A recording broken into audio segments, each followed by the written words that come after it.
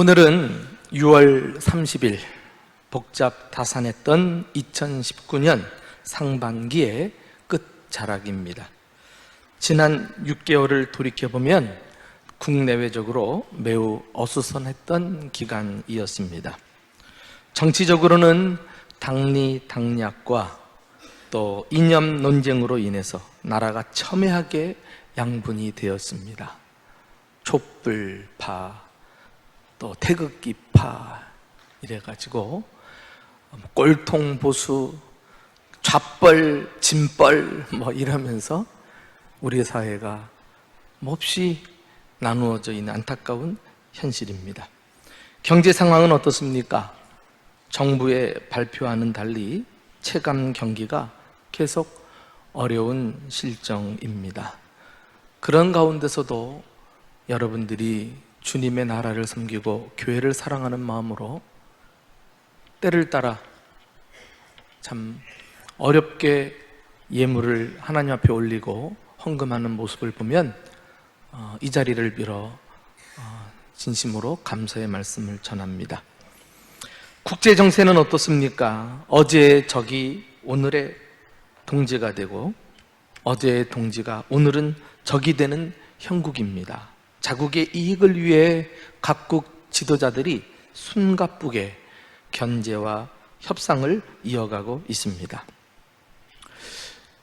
여기에다가 카톡이나 페이스북 같은 소위 사회관계망 서비스가 생겨나면서 장점도 있지만은 우리 사회에 온갖 가짜 뉴스를 퍼뜨리는 부정적인 면도 있어서 더욱 혼란을 가중시키고 있습니다. 도대체 무엇이 진짜인지, 무엇을 믿어야 할지 가름할 수가 없어요. 정말 분별의 영을 주소서, 주님께 분별하는 지혜를 달라고 기도해야 될 시기라고 생각합니다. 나라만 어수선했던 것이 아니죠. 교회도 그 어느 때보다 세상으로부터 거센 도전을 받고 있습니다. 안티 기독교 세력과 반성경적 문화가 확산되면서 교회는 그야말로 치열한 영적 전쟁 중입니다. 예컨대 신천지 같은 사이비 이단들이 수그러들지 모르고 세력을 계속 확장하면서 교회를 공격하고 있습니다. 이슬람교도 공세적인 포교 활동을 펴면서 우리 사회를 점점 잠식해 오고 있습니다. 또한 우리 사회의 핫 이슈라고 할 수 있는 동성애 지지 운동과 인권 조례 제정이 실현되어 가면서 거센 파도처럼 교회에 저항을 해오고 있습니다. 사람들은 이런 것들이 이 시대에 당연한 현상으로 받아들여야 한다고 주장하지만은 깊이 들어가 보면 인권과 평등을 가장한 사탄의 계략이 저변에 깔려 있습니다. 하나님의 창조 질서와 인간의 존엄성을 파괴해서 가정을 무너뜨리고 교회를 혼란에 빠뜨리려고 하는 것이 그의 주 목적인 것입니다. 한마디로 이 시대를 하나님의 말씀으로부터 멀어지게 해서 자기 왕국을 세우려고 하는 것입니다.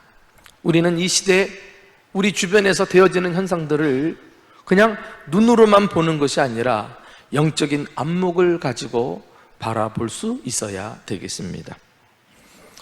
이러한 오늘날의 시대를 보면서 먼 옛날 한 경건한 시인의 탄식이 떠오릅니다. 바로 시편 12편이 그것인데요. 그 내용의 한 단락을 보면 특별히 현대어 성경이라고 오늘날 우리가 쓰는 용어로 번역한 성경을 보면 더 실감 있게 와닿습니다. 한번 시인의 탄식을 함께 읽어보실까요? 자, 시작. 건져주소서 여호와여, 착한 사람 하나 구경할 수 없고 정직한 사람 하나 찾아볼 수 없습니다. 사람마다 서로 거짓말을 둘러대며 입 발린 말로 속이기를 밥 먹듯 합니다.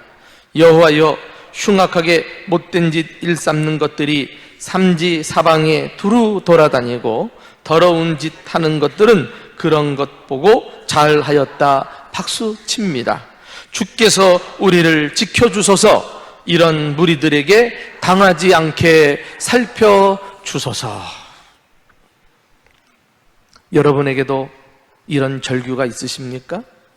거룩한 탄식이 여러분 심령 깊은 곳에서부터 터져 나오십니까?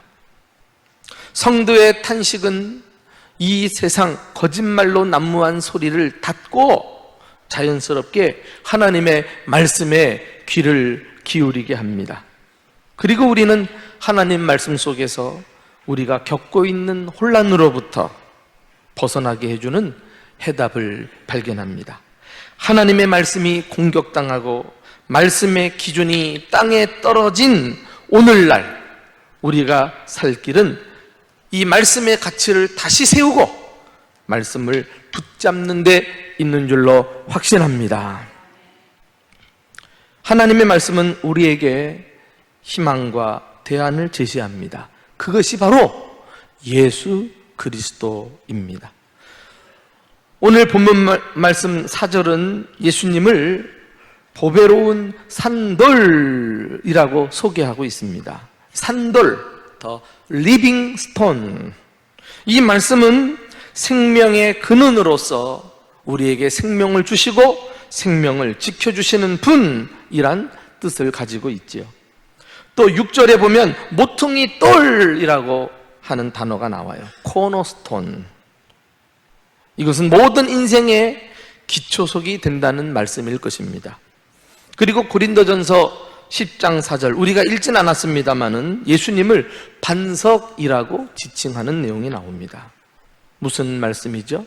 그분은 흔들리거나 무너지지 않고 영원토록 든든히 계셔서 우리를 안전하게 지켜주시는 분이라는 뜻입니다. 나는 앞서 소개한 불안정한 이 시대를 살면서 돌로 표현된 예수님에게 눈길이 갔습니다. 우리 사회의 진정한 희망은 산돌이신 예수님과 바른 관계를 맺는 데 있다고 생각이 들었습니다. 그리고 그런 일은 믿는 자들로부터 시작되어야 할 것입니다. 오늘 본문은 산돌과 어떤 관계를 맺어야 하는지 세 가지를 요구하고 있습니다. 첫째는 산돌이신 예수님께 나아가십시오. 오늘 설교의 제목이기도 합니다. 우리 4절 말씀 다 같이 한 목소리로 읽어보실까요? 시작. 사람에게는 버림바 되었으나 하나님께는 택하심을 입은 보배로운 산돌이신 예수님께 나아가자. 예수님은 산돌이신데 죄와 무지와 어둠 속에 있는 사람들이 이 산돌을 알아보지 못하고 그만 예수님을 십자가에 못 박아 버렸습니다. 무덤 밖에 던져 버렸습니다. 그러나 예수님은 영원히 무덤 가운데 계시지 않고 다시 살아나셔서 살아있는 돌, 리빙스톤 이심을 친히 보여주셨던 것입니다. 사랑하는 교우 여러분, 왜 예수님을 산돌이라고 하고 또 반석이라고 하고 또 모퉁이 돌이라는 비유와 같이 굳이 왜 돌로 묘사했을까요? 더 좋은 것이 많이 있을 텐데. 돌은 어떤 성격을 가지고 있죠? 견고하고 영원한 것을 상징합니다. 그래서 예수님의 성품하고 딱 맞아떨어져요. 견고하시고 그리고 안전성을 가지고 계신 그리스도를 나타내지 않아요. 그분이야말로 우리의 삶의 기초가 되실 수 있는 자격이 있으신 분이에요. 또 돌은 건축물의 중요한 자재로 사용됩니다. 그래서 돌로 만들어진 집에 들어가 있는 사람은 안전을 보장받잖아요. 예수님이야말로 우리의 피난처가 되십니다. 또 돌은 때때로 강력한 무기가 되어서 적들을 물리치는 데 사용되기도 하지요. 그래서 산돌이신 예수님은 복합적인 의미를 가지고 우리의 피난처시고 영원한 보호자가 되시고 인생의 기초석이시며 모든 대적자들을 능히 쳐서 물리치시는 구원자를 나타내고 있습니다. 그런데 재밌는 것은 이 돌이 그냥 돌이 아니고 산돌이라고 해요. 여러분, 돌을 보세요. 살아있는 돌이 있는가? 다 무기물 아니겠어요? 그런데도 예수님을 산돌이라고 표현한 것은 예수님이 언제나 살아계셔서 그 강력한 힘으로 우리에게 생명을 주시고 영원한 피난처가 되시며 영원한 생명의 초석이 되심을 보여주고 있는 말씀입니다. 이 산돌이란 표현에 대해서 저 유명한 주석가 크레다너스라는 사람은 이렇게 표현했어요. 예수님은 그 자신이 살았고 그 자신이 생명이시며 또 사람들에게 생명을 주신다. 그리고 그가 경고하심으로 사람들을 경고케 해주시고 그에게 부딪히는 자를 부서뜨리신다. 예수님의 성향을 잘 드러낸 해설이라고 생각합니다. 그렇습니다. 예수님이야말로 불완전한 시대에 유일한 산돌이시며 반석이시며 모퉁이 돌이신 줄로 믿습니다. 안타까운 것은 이러한 예수님을 오늘날도 계속 사람들이 버려요.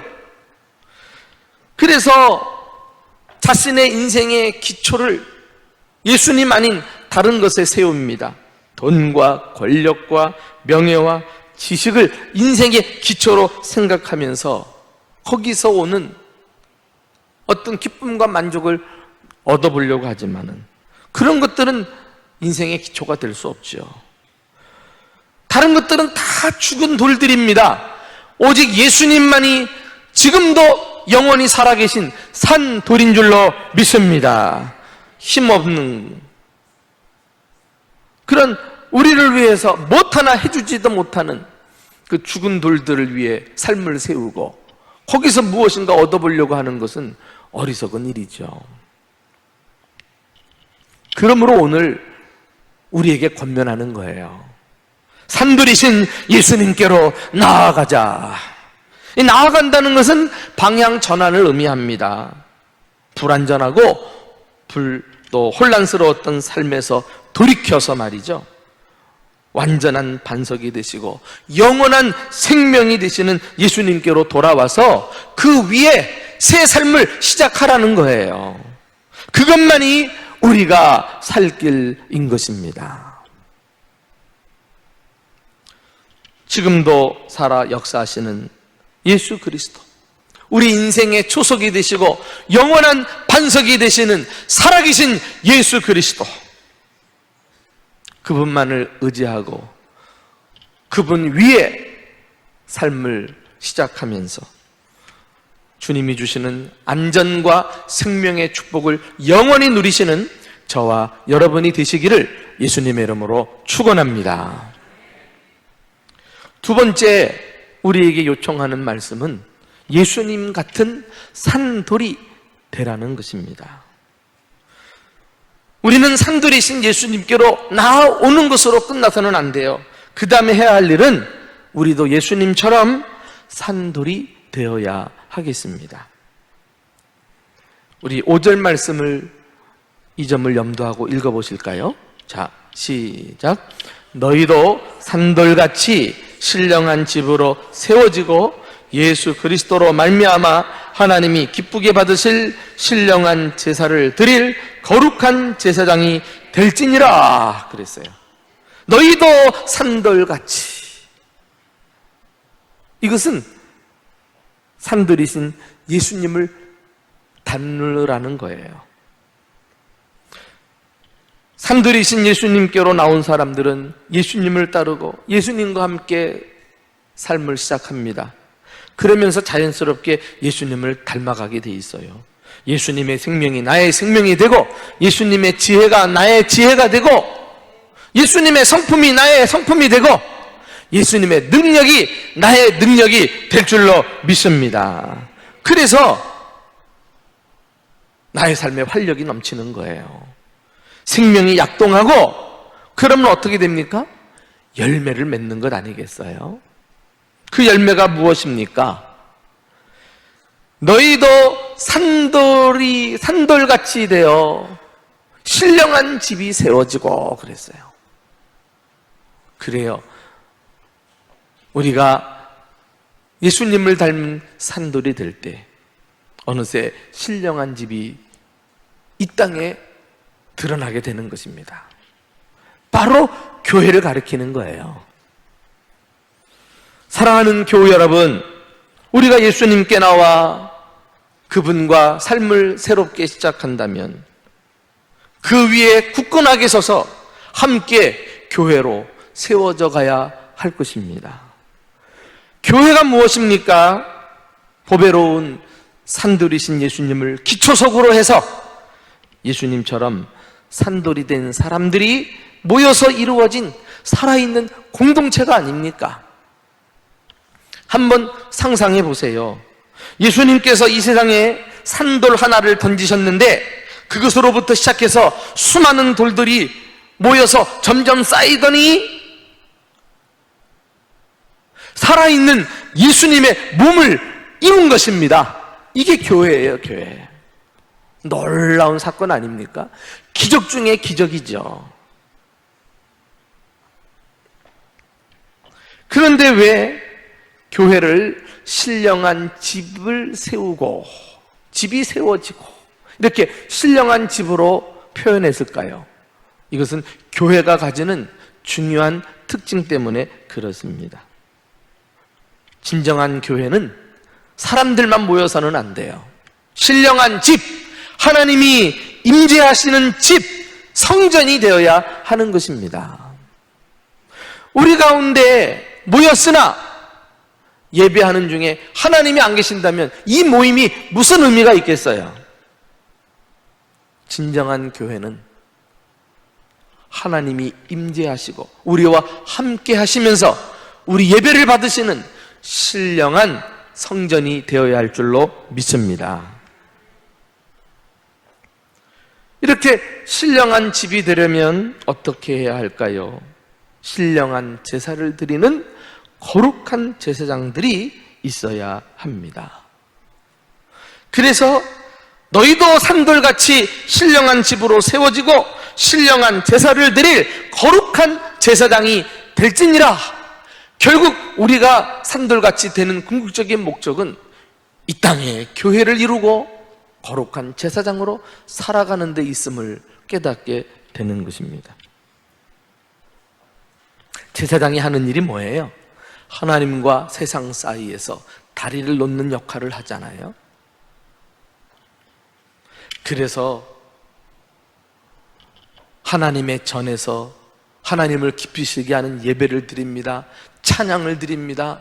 기도를 올려드리고 말씀을 받고 내 몸을 드리는 심정으로 물질을 구별하여 주님께 정성껏 올려드리지 않습니까? 이게 예배예요, 예배. 제사장들의 직무예요. 그러나 제사장들은 성전 안에서만 국한되는 것이 아니라 삶의 모든 영역에서 우리는 또한 제사장적인 삶을 살아가게 되는 것입니다. 거룩한 제사장이 될지니라. 교우 여러분, 혼란한 이 시대에 대하는 삶 속에서 신령한 예배를 드리는 거룩한 제사장이 있는 교회인 줄로 믿습니다. 제사장의 삶을 우리가 실천하면서 세상 사람들이 우리를 보고 하나님 살아계심을 인정하게 될 것입니다.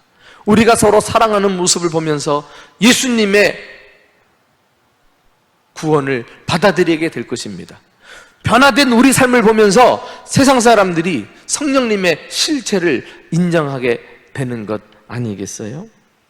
그러면서 그들도 산돌이신 예수님께로 나오는 역사가 일어나고, 그러면서 우리 사회는 혼란이 잠재워지고 하나님이 기뻐하시는 신령한 주님의 몸이 이 땅에 세워지면서 그 몸을 통해 하나님의 나라가 확장이 되고 사탄의 악한 나라는 여지없이 멸망당할 줄로 믿습니다. 오늘날 교회가 세상으로부터 공격을 당하는 것은, 비난받는 것은 어떻게 보면 사람들이 그만큼 교회에 대해서 바라고 기대하는 것이 있기 때문은 아닐까요? 교회에 대한 바람이 없으면 관심도 기울이지 않을 거예요. 교회가 어떻게 하든 신경도 안 쓸 거예요.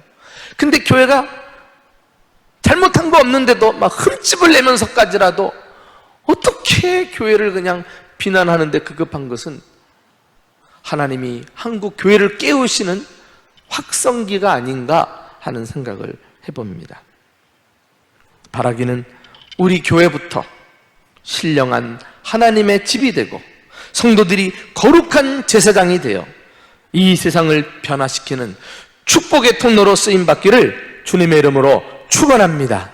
이런 주님을 기반으로 건강한 그리고 교회다운 신령한 집들이 우리 사회 우후죽순처럼 일어나서 혼란한 이 사회를 이끌어가고 안정된 반석 대신 주님을 높이는 그런 교회가 될 수 있기를 예수님의 이름으로 축원합니다.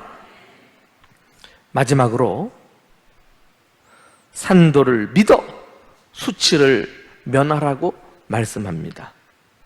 자, 우리 6절 말씀을 이와 관련해서 함께 읽어볼까요? 6절이에요. 시작.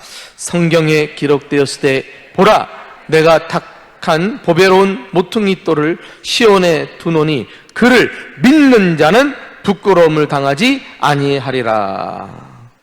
산도를 믿는 자는 부끄러움을 당하지 않느니라. 반대로 하나님을 알지도 못하고 산돌이신 예수님께로 나오지도 않으면서 자기 멋대로 사는 교만한 사람들, 자기가 의인인 양 자기 가진 것을 의지하고 살아가는 사람들은 사실은 가장 부끄러운 일을 당하게 될 것입니다. 그 결과는 지금은 드러나지 않아요.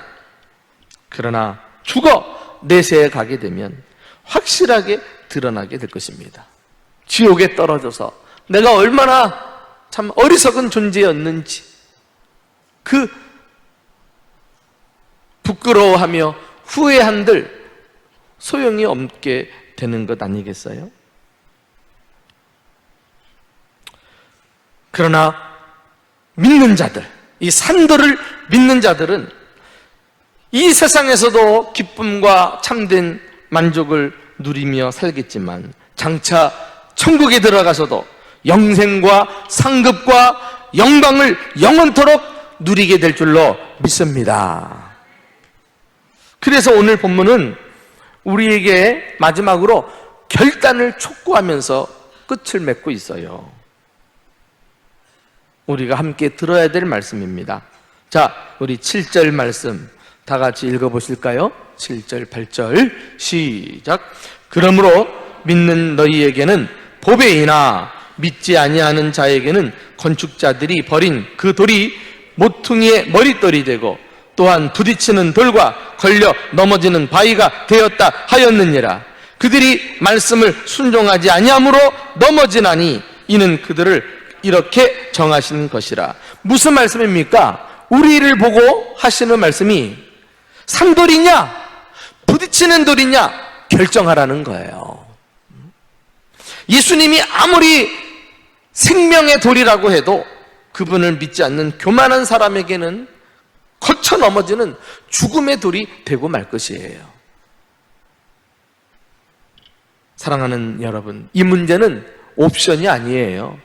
내가 믿고 싶으면 믿고 안 믿고 싶으면 안 믿고 이런 선택이 아닌 것입니다. 내 운명이 내 사활이 걸려 있는 중대 문제라니까요. 그런데 여러분, 이거 아십니까? 예수님을 믿는 사람하고 안 믿는 사람이 다른 점이 무엇일까요? 예수님을 참으로 믿는다는 것은 어떻게 하는 것일까요? 이 점을 좀 우리가 확실히 하고 마치면 좋겠어요. 예수님을 믿는다는 것은 단지 성경 말씀을 배우고 깨달아서 지식적으로 아는 것만을 의미하지 않습니다. 그런 믿음은 마귀도 가지고 있어요. 귀신들이 더 잘 알아요. 야고보서 2장 19절에 네가 하나님은 한 분이신 줄로 믿느냐? 잘하는도다. 귀신들도 믿고 떠느니라. 그들에게도 믿음이 있다니까. 믿음.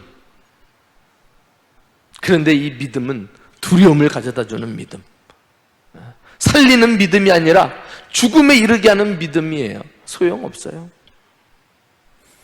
과연 참된 믿음은 무엇일까요? 그것은 산돌이신 예수님을 보배로 여기는 거예요. 믿는 너희에게는 보배이나 믿지 않고 버리는 자들에게는 거치는 돌이라. 그 말이거든요. 믿는 너희는 예수님을 보배로 여기며 사는 거예요. 다시 말해, 믿는 것은 가치관을 바꾸는 것입니다. 어떻게 해요? 예수님을 가장 귀한 보물로 여기는 거예요. 그래서 그분을 삶의 최우선순위에 두고 그렇지 않은 다른 것들은 가차없이 버릴 줄 아는 것이 진짜 믿음입니다.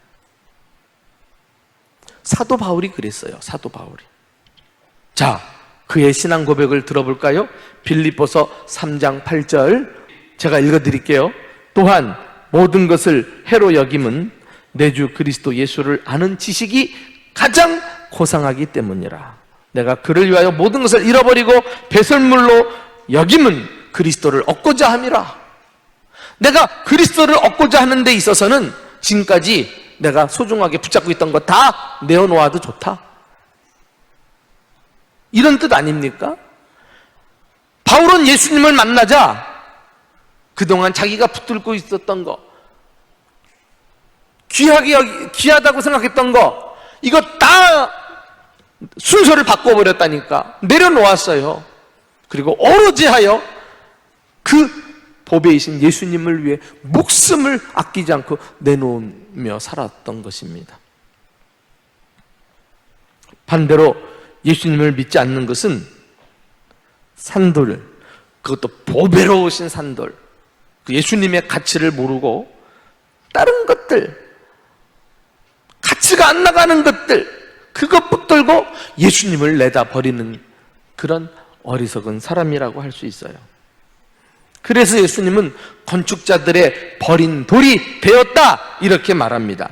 결국 그 돌은 거치는 돌, 부딪히는 돌, 죽음의 돌이 되어가지고 예수님 믿지 않는 사람들을, 예수님의 가치를 모르는 사람들은 수치를 당하고야 말게 될 것입니다. 이제 2019년 하프타임을 맞이하면서 우리는 성경의 가르침에 귀를 기울입니다. 예수님은 보배로운 산돌이시라. 그리고 그분과 어떤 관계를 맺어야 하는지 우리는 함께 나누어 보았습니다. 산돌이신 예수님께로 나아갑시다. 그 기초가 되지도 못할 아무 의미 없는 이 세상 것들에 자신의 삶을 세우지 말고 방향을 전환해서 예수님 위에 삶을 다시 새롭게 세워나갑시다. 그리고 예수님 같은 산돌이 되십시오. 예수님께 나왔으면 산돌같이 살아야 합니다. 그래서 신령한 주님의 교회를 이루고 거룩한 제사장이 되어 주님의 뜻을 따라 살아가야 할 것입니다. 이 시대 대안은 예수님을 닮은 이 땅의 교회들에게 있음을 다시 한번 기억합시다. 그리고 무엇보다도 예수님을 믿어 그분을 가장 보배롭게 여겨 수치를 면합시다. 믿는 것은 가치관을 바꾸는 거예요. 예수님 아닌 다른 것들을 기꺼이 내려놓을 줄 아는 것입니다. 그때 보상은 따르게 될 것이고, 그렇지 못한 사람은 영원히 부끄러움에 처하게 될 것입니다. 세상이 불완전하고 혼란스러울수록 우리는 말씀의 기치를 높이 지켜들고 이 말씀에서 들려오는 주님의 음성에 귀를 기울이고 삽시다. 보배로운 산돌이신 예수님을 바라보면서 그분을 내 삶의 기초속으로 삼고 풍성한 생명과 안전의 축복을 영원히 누리며 살아가는 저와 여러분이 되시기를 예수님의 이름으로 축복합니다.